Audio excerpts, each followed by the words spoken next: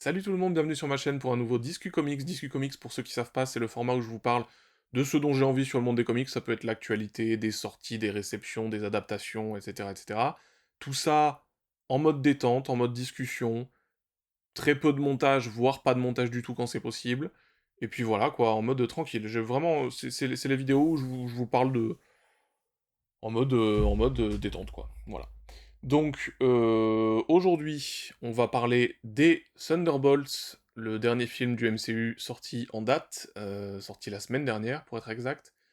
Et un petit peu après ça, je vous parlerai de mes attentes et de mes inquiétudes, on va dire, sur la suite du MCU, parce qu'il y a des choses que j'ai envie de mettre en vidéo, j'ai envie de discuter avec vous de ça. Donc, évidemment, à la fin de cette vidéo, si vous avez vous aussi envie de me parler de vos attentes du MCU, de me donner votre avis sur Thunderbolt, etc., n'hésitez pas, je lis les commentaires et j'y réponds, bien entendu. N'hésitez pas à mettre un petit pouce bleu et à vous abonner si c'est pas déjà fait, le classique YouTube. Et puis voilà quoi. Donc sans plus attendre, on va commencer tout de suite par déjà vous donner une petite idée de moi, quelle relation j'ai avec le MCU. Alors déjà, j'adore les comic book movies, j'adore les adaptations de comics au cinéma.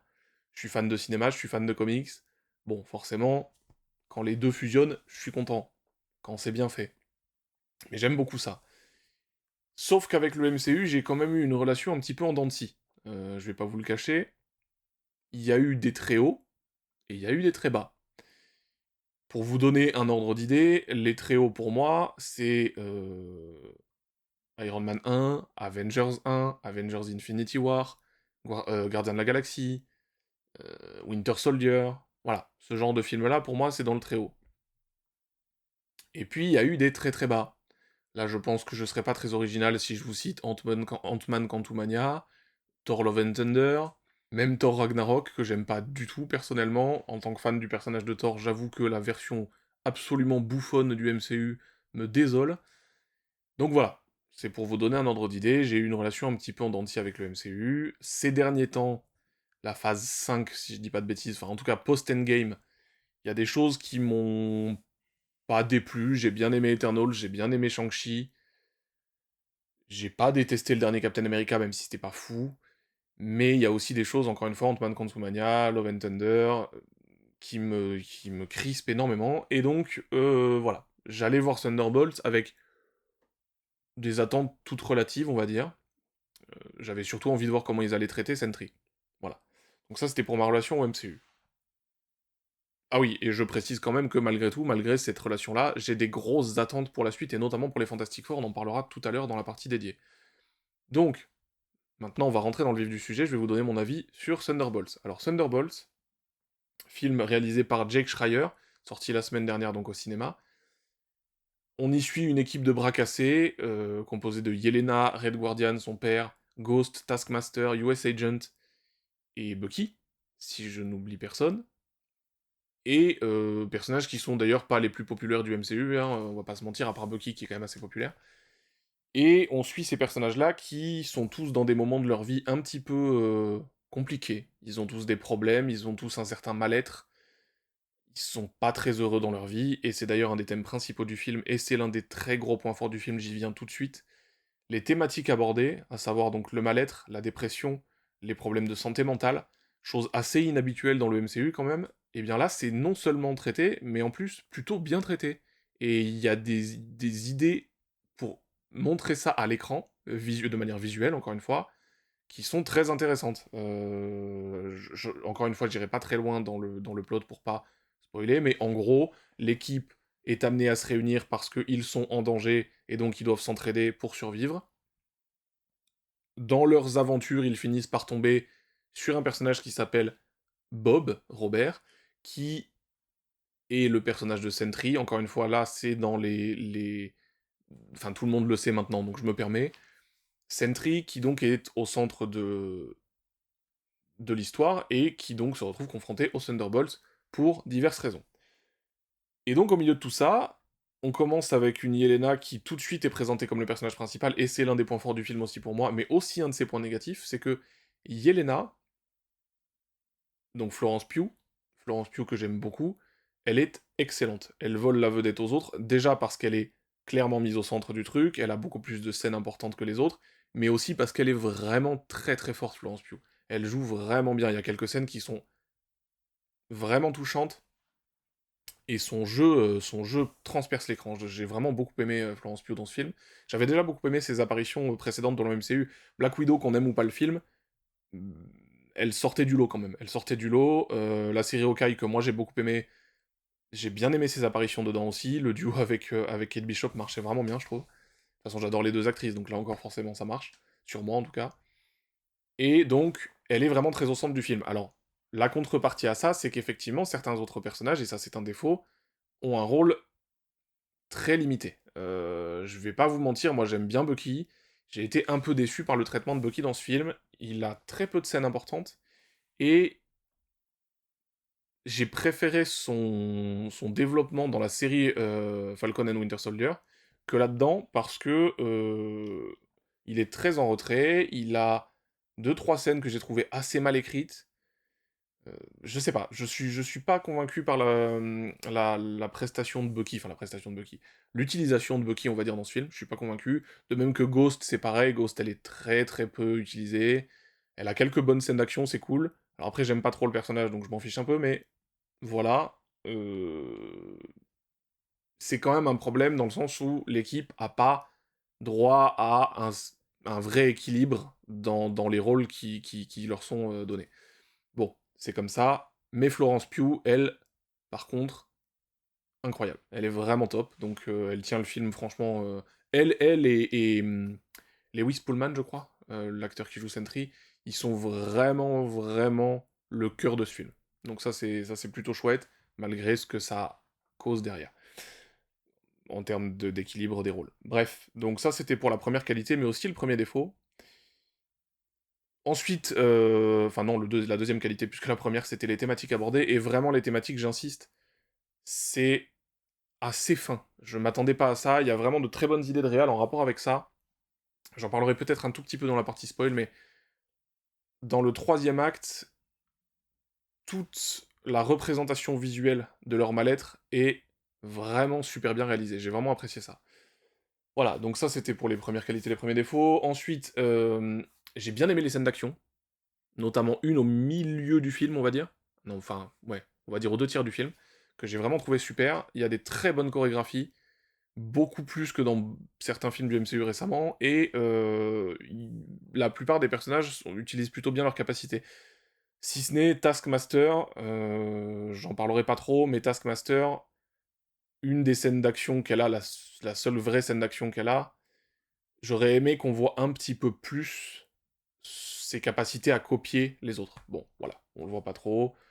J'en dis pas trop parce que, encore une fois, le rôle de ces personnages-là est assez faiblard. De toute façon, à part Florence Pugh, Lewis Pullman et David Harbour, c'est vrai que les autres sont un petit peu en retrait. Voilà, donc, bonne scène d'action, bonne réalisation, des thématiques abordées assez finement, et puis une excellente prestation de Florence Pugh, de Lewis Pullman et de David Harbour, qui quand même est bien, même si là on va justement en arriver au plus gros défaut du film selon moi, et qui est un défaut qui se répète dans le MCU malheureusement, et qui me fatigue à force. C'est-à-dire que Red Guardian, bon on le sait pour ceux qui ont vu Black Widow, il a tout de suite été présenté dans le MCU comme un comic relief, un outil comique. Il ne sert quasiment qu'à ça, il est là pour faire des vannes, des punchlines, passer pour un bouffon, et faire rire le spectateur. C'est marrant 5 minutes. Le problème c'est que bah, c'est dommage d'en avoir fait que ça en fait, parce que l'une des rares scènes où il est sérieux, là encore je reste très très flou, l'une des rares scènes où il est sérieux, ça fonctionne. Ça fonctionne. Il a une excellente scène avec Florence Pugh, assez courte, mais vraiment forte. Moi j'ai vraiment été touché par cette scène, ça a marché sur moi, et c'est là que tu te dis que David Harbour, il a le potentiel pour faire plus que ça dans le MCU. C'est dommage de le réduire à ça. Mais globalement, de toute façon, ce manque d'équilibre sur l'humour, il se ressent sur un peu tout le film, pour moi. Après, moi, je sais que je n'aime pas dans le MCU cette habitude qu'ils ont de constamment atténuer la dramaturgie, casser l'émotion d'une scène avec une punchline ou un personnage qui vient faire une connerie à l'écran et casser toute l'ambiance. J'aime pas ça. Je trouve que ça ne marche que dans certains films et quand c'est bien équilibré. Typiquement, on pourra me dire que, dans Avenger 1 que j'ai cité dans mes très bons films tout à l'heure, il y a beaucoup d'humour, ouais, mais c'est parfaitement équilibré, en fait. Et il y a pas de les moments graves ne sont pas interrompus par de l'humour ou très rarement. Malheureusement, dans le MCU depuis, c'est très fréquent et ça a tendance à m'agacer sévèrement. Les films Thor en usent et en abusent, et ils font passer leurs personnages pour des bouffons, alors que il y avait tellement moyen de faire quelque chose de bien avec Thor. Un jour, je ferai peut-être une vidéo sur ce que j'aurais aimé voir de Thor dans le MCU, ou peut-être pas, mais en tout cas, voilà, j'aime beaucoup Thor, et là, le Thor du MCU, ce n'est pas Thor. Voilà, bref, ça c'était la petite parenthèse sur Thor. Et donc, effectivement, il y a un manque d'équilibre sur l'humour, et je trouve que fréquemment, ça vient un petit peu, en tout cas moi, c'est venu un petit peu m'embêter et un petit peu me sortir du truc. C'est pas gravissime dans le sens où je m'y attendais, parce que ce sont des personnages qu'on savait un petit peu moins sérieux pour certains d'entre eux, en tout cas Red Guardian particulièrement. Ça m'embête un petit peu sur certains autres. Ça m'embête un petit peu sur... Bon, Yelena, elle avait déjà fait pas mal d'humour aussi, notamment dans la série Hawkeye, où elle est très bien là-dessus. Mais Yelena, elle est assez équilibrée. Red Guardian, c'est constant. Constant, constant, constant. Et puis, j'avoue que US Agent, John Walker, je l'espérais un peu plus sérieux aussi. Il a des bons moments, mais de toute façon, lui, pareil, il est un petit peu en retrait. Mais c'est pareil, il y a des moments d'humour avec lui qui sont... ce que j'ai trouvé un peu lourdingue. Voilà, il y a un côté un peu, parfois un peu lourdingue sur l'humour. Voilà. Bon, c'est du classique là-dessus, on connaît le MCU, mais sur ces personnages-là, je le redis, ça me gêne moins, c'est pour ça aussi que j'ai bien aimé le film malgré tout, ça me gêne moins que sur un Thor ou je sais pas moi, une Black Widow dans un moment sérieux. Bon, j'ai pas cité le bon exemple pour Black Widow, c'est pas forcément celle qui fait le plus de blagues, mais enfin vous m'avez compris. Ça me gêne moins dans ce film-là, avec ces personnages-là, parce que malgré tout, c'est contrebalancé par des thématiques assez sombres qui sont plutôt bien exploitées. Donc voilà, donc globalement, j'ai bien aimé ce film. Il a des défauts, il est loin d'être exempt de défauts, il en a, et certains sont assez gros, je pense que beaucoup de gens seront peut-être repoussés par cette quantité d'humour assez hallucinante et assez indigeste parfois, mais par contre, voilà, une bonne écriture, globalement, des thématiques, des bons personnages dans l'ensemble, des bonnes scènes d'action, une Florence Pugh qui vole la vedette à tout le monde, un Lewis Pullman qui quand même malgré tout s'en sort très bien, et un traitement de Sentry d'ailleurs qui, moi, m'a bien plu. Donc voilà, j'ai aussi bien aimé, petite parenthèse, et sans spoil aussi, j'ai aussi bien aimé le troisième acte qui a une résolution assez originale. On n'est pas dans un troisième acte qui ressemble à tous les autres films de super-héros. Cool, moi j'ai trouvé ça cool. Voilà, donc on va rentrer dans la partie spoil très rapidement. Elle va être courte celle-là, parce que je vais pas vous faire une description de tout le film, mais je vais juste, je parlais il y a 2 secondes, je réitère juste, on passe dans la partie spoil là. Donc si vous voulez pas entendre ce que je vais dire maintenant, skippez à la partie suivante, ce sera chapitré, comme je l'ai dit en début de vidéo. Voilà, donc vous êtes prévenus, c'est bon, normalement tous ceux qui veulent pas savoir sont partis. On passe dans la partie spoil.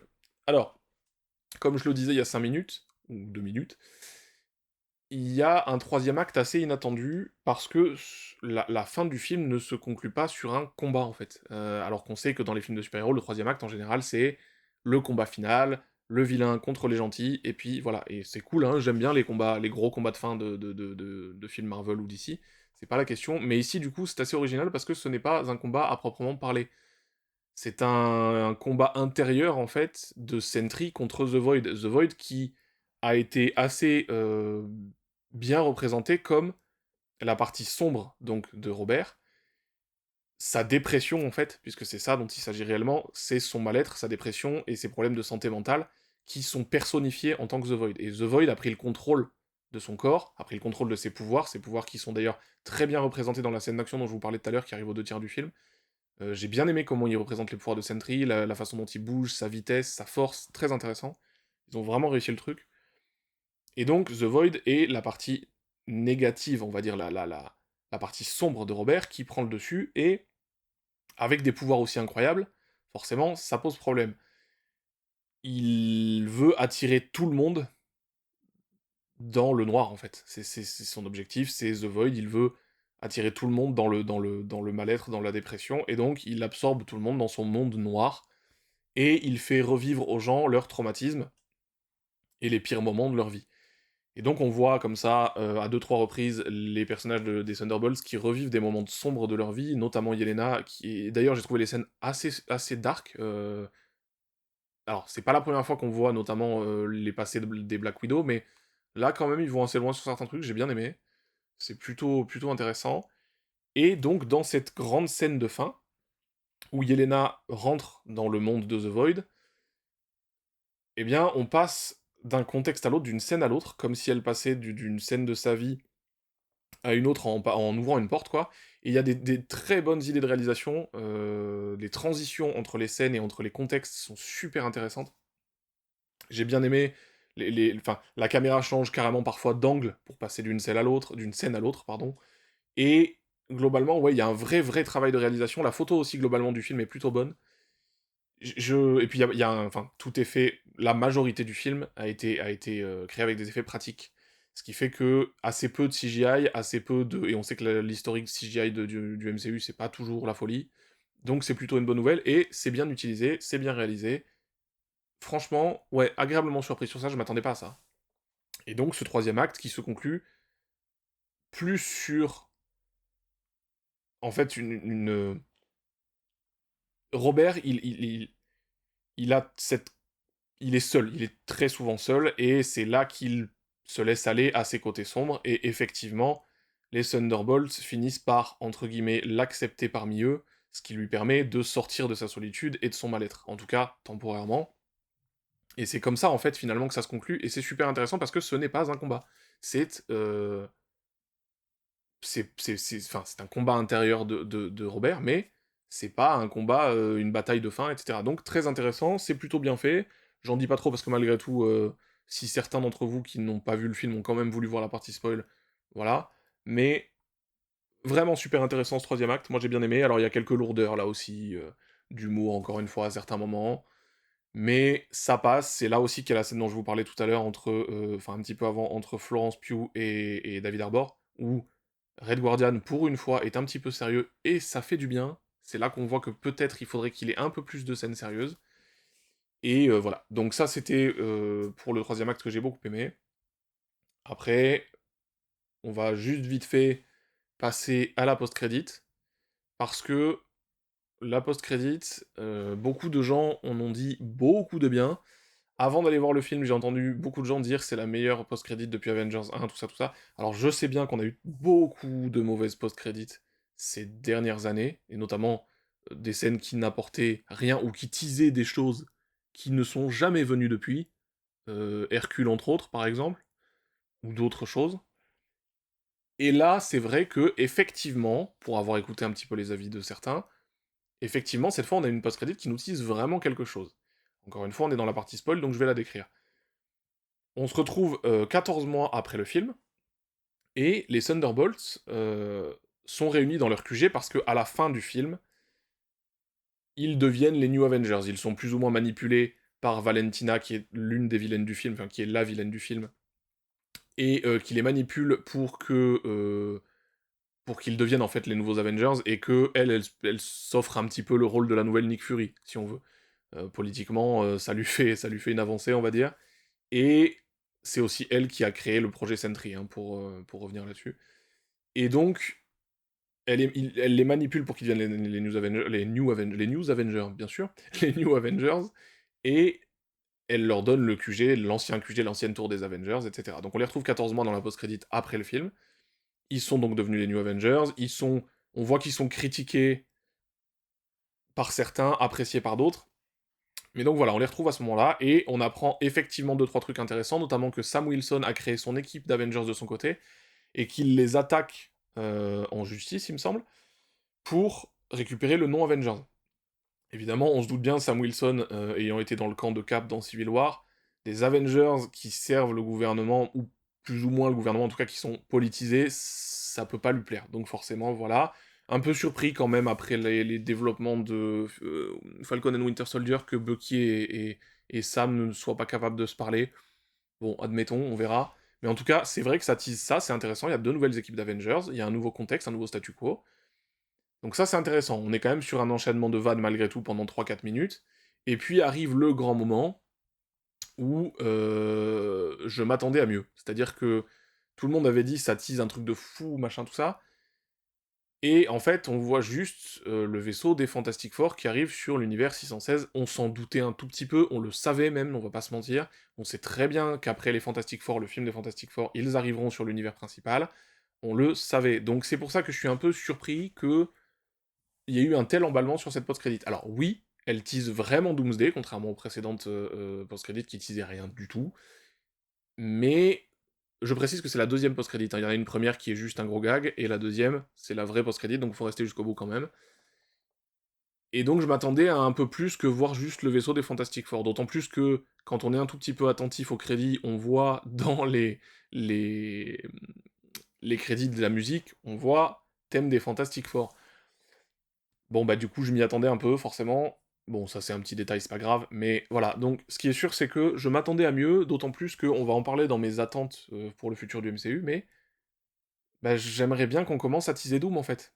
Parce que là, on parle du méchant qui est censé conclure la phase finale, on va dire, de ce MCU-là, avant de partir sur autre chose, et donc être un méchant important, et on n'a toujours aucun build-up, aucune construction en avance de ce personnage, il va arriver comme un cheveu sur la soupe, et ça me gêne, ça me gêne. Je dis pas que je voulais le voir en costume et tout ça dans la post-crédit, évidemment qu'ils vont pas gâcher la surprise du costume de Doctor Doom ou son apparition, enfin ou son apparence en général, dans la post-crédit de Thunderbolts. Je suis pas stupide, je sais bien, mais j'aurais aimé qu'on le tease un peu, parce que là, encore une fois, on nous tease quelque chose qu'en fait on sait déjà. Donc finalement, moi la post-crédit, je la retiens surtout pour le contexte des deux équipes des Avengers, ça c'est intéressant, effectivement. Mais bon, l'arrivée des Fantastic Four, on le savait, et je trouve pas que la façon dont c'est fait soit particulièrement hypante. Voilà, c'est mon avis. Ça n'empêche pas le film d'être très sympathique, j'ai vraiment aimé le film. Voilà. Bon, j'ai juste été un peu déçu par le fait que tout le monde a crié au génie sur la post-crédit et que j'ai pas trouvé ça si fou que ça. Mais j'entends, je comprends que ça puisse plaire à plein de gens, parce qu'encore une fois, on a tellement vécu de post-crédit catastrophiques que c'est sûr que là, au moins, on nous donne du contexte pour le début de Doomsday. Donc ça, je reconnais, c'est cool.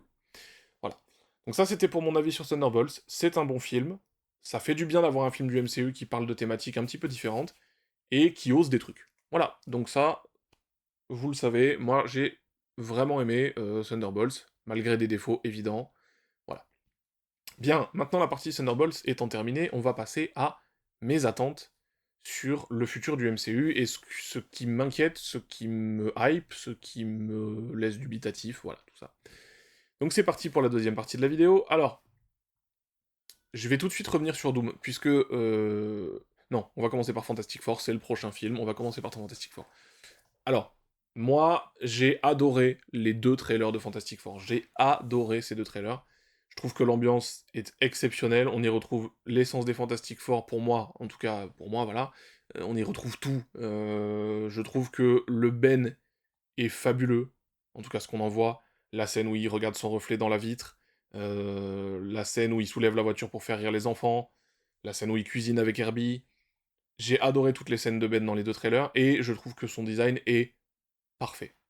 Je sais que des gens ont un petit peu râlé sur le rendu de la CGI dans le premier trailer. Moi, franchement, je m'en fous, parce que honnêtement, le design est tellement comique accurate, tellement beau, j'adore, j'adore, j'adore, je suis trop content. Donc ça, je suis vraiment trop trop content. J'aime beaucoup ce que dégagent Pedro Pascal et Vanessa Kirby dans les deux trailers. Je trouve qu'il y a une vraie alchimie entre les deux, en tout cas, encore une fois, dans les trailers. J'espère que ce sera vraiment le cas dans le film.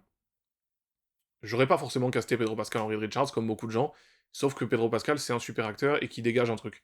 Donc ça va marcher, c'est quasi certain.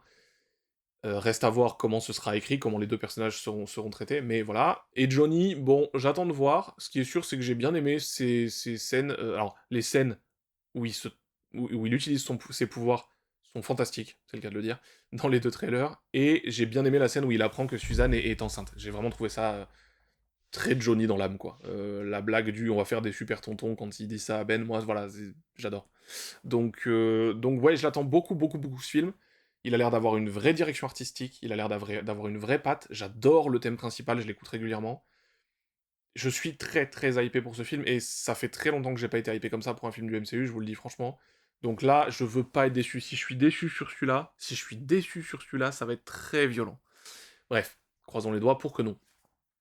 S'en suivra le fameux Doomsday. Alors le fameux Doomsday, ils vont donc utiliser le Docteur Doom, qui est un de mes méchants préférés de Marvel, et Je suis très, très, très inquiet parce que je vais pas revenir sur le cas Robert Downey Jr. parce que, bon, je pense que depuis des mois, on a commencé à le digérer, ça. Ça m'embête toujours, hein, parce que j'aurais préféré le vrai Docteur Doom, un vrai Victor Von Doom. On aura soit un variant de Fatalis, soit un variant de Tony Stark, soit une version de Doom qui, pour X raisons, a la tête de Tony Stark. Ce qui m'agace un petit peu, mais bon, c'est comme ça, on va digérer le machin.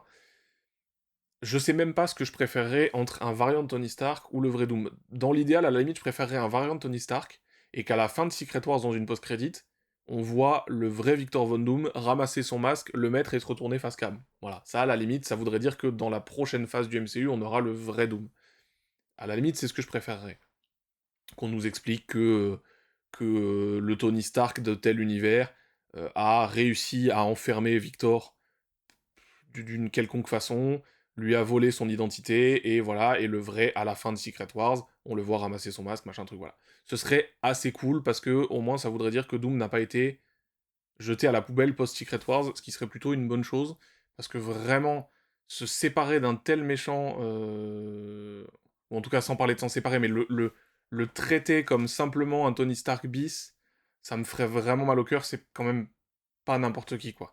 D'autant plus que je vais redire ce que je disais tout à l'heure, mais l'absence de build-up me gêne énormément. C'est-à-dire que Thanos, si vous prenez Thanos, depuis Avengers 1, il est, sans être montré souvent, il est quand même posé comme la menace de fond depuis Avengers 1, et ça monte, et ça monte, et ça monte, et on le voit dans Gardien de la Galaxie vraiment dans toute sa gloire, et ensuite ça monte, ça monte, ça monte jusqu'à Infinity War, où le personnage est charismatique, il est marquant, parce qu'il a eu le temps d'être mis en place, il a été présenté comme la grande menace de l'univers, et aujourd'hui, on se souvient tous de Thanos, en tout cas du Thanos du MCU.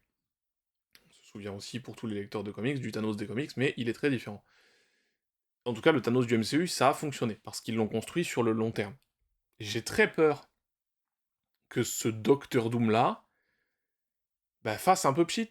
J'ai très peur que ce soit un pétard mouillé, j'ai peur que il y a zéro construction, c'est-à-dire qu'il va... Alors je sais bien que c'est parce que c'était prévu pour être Kang, l'adversaire de cette phase-là, il s'est passé ce qui s'est passé, il se trouve que, personnellement, je trouvais le Kang du MCU absolument ridicule, c'est-à-dire que on parle quand même d'un personnage qui a été battu au corps à corps hein, par Scott Lang, et je rajouterais que la scène du Conseil des Kang était, pour moi, absolument catastrophique. C'était ridicule, c'était juste pas ce que j'attendais du personnage. Ça ne fonctionnait pas, en tout cas pour moi, ça ne fonctionnait pas. Donc, je suis pas mécontent qu'on ait écarté Kang du truc.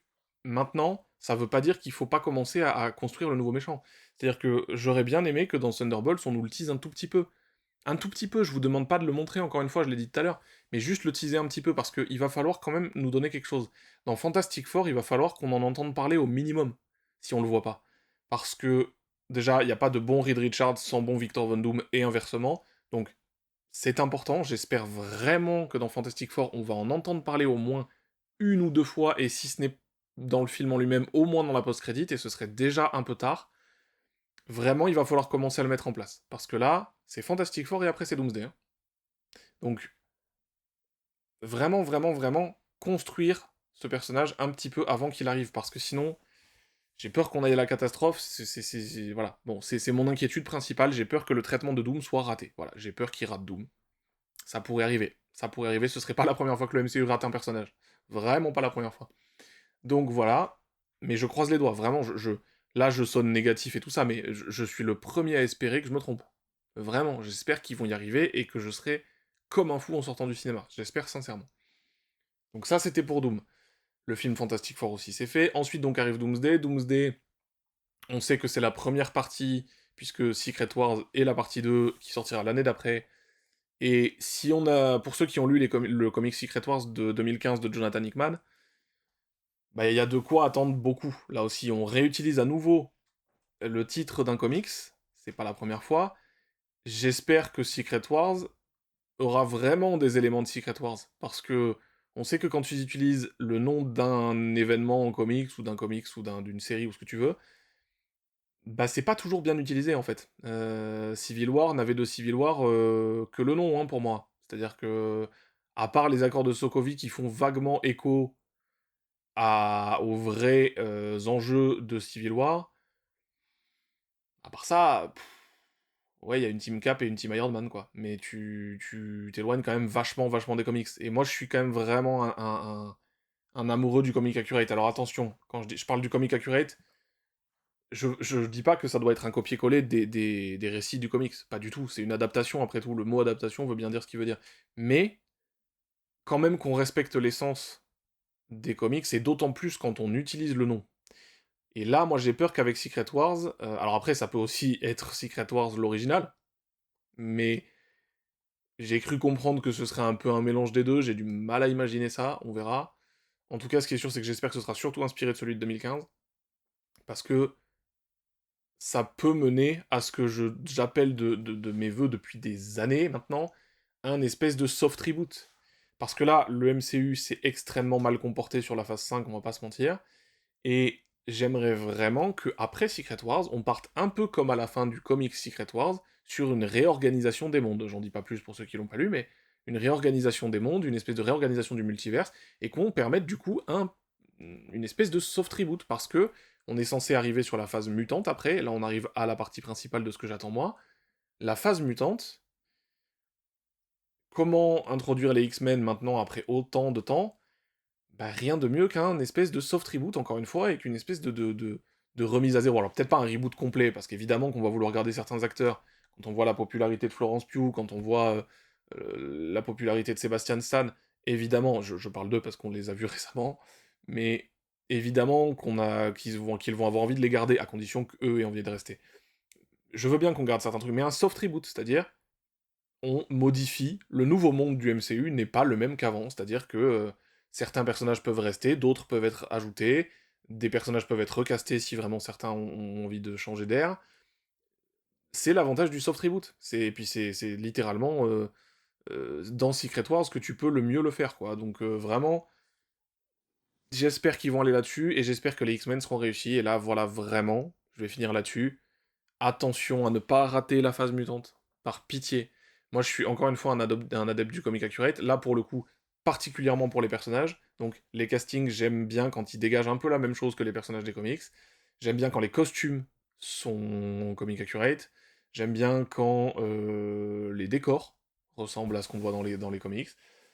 Et j'espère que, oui, je retrouverai l'essence des X-Men. J'espère vraiment. J'espère que je retrouverai des costumes un petit peu plus proches des comics que ceux des films de la Fox. Parce que, en dehors de Deadpool et Wolverine, qui a vaguement tenté un Wolverine jaune, j'espère vraiment qu'on va partir sur quelque chose de respectueux des comics. Et avec le MCU, j'avoue que je suis pas serein. Donc on va tenter. On va vraiment essayer d'espérer. Moi, en ce qui me concerne, encore une fois, même si je sonne un petit peu inquiet et négatif sur certains trucs, j'attends énormément de voir ce qu'ils vont faire, et j'espère sincèrement qu'ils vont réussir. Je leur souhaite le meilleur, parce que moi, ce que je veux, c'est être satisfait à la fin, en fait. Je cherche pas à être déçu, hein, donc voilà, c'est juste que le MCU m'a tellement, parfois, embêté, on va dire ça comme ça, que, voilà, maintenant, forcément, je suis un petit peu plus prudent.